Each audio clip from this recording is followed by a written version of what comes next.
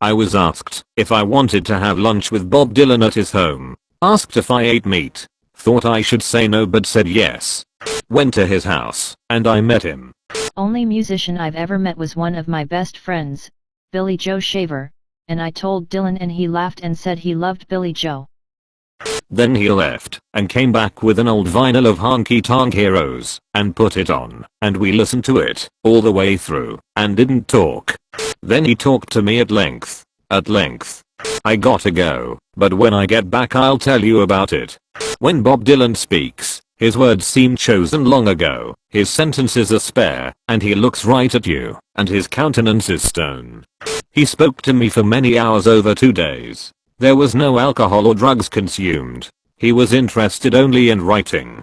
I remember wishing I had secretly recorded him, and I remember trying as hard as I could to remember every word he said. I remember he talked over and over about verbs and about verbifying, how anything could be verbified. He asked me my favorite book of the Bible, and I said Job, and he said his favorite was Ecclesiastes. He then told me that the book of Job I was familiar with was not the original, and then he told me the original.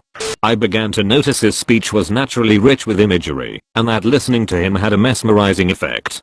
I noticed when looking at his face, while listening to his words, that it was like looking at an impressionistic painting.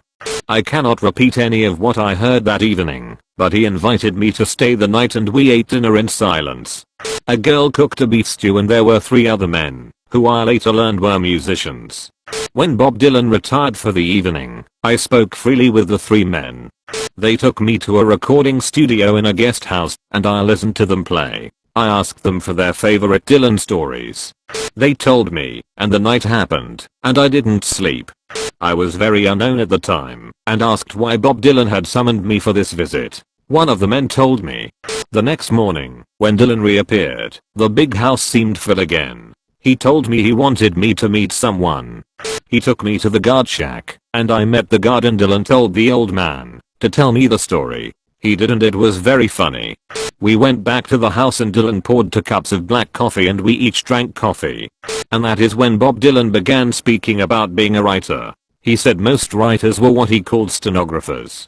He would put a record on his player and have me listen to it. He would have me silently read a passage from a classic book. Then Bob Dylan would explain why this was not writing, why it was stenography. One piece of fiction he had me read was one of my favorites.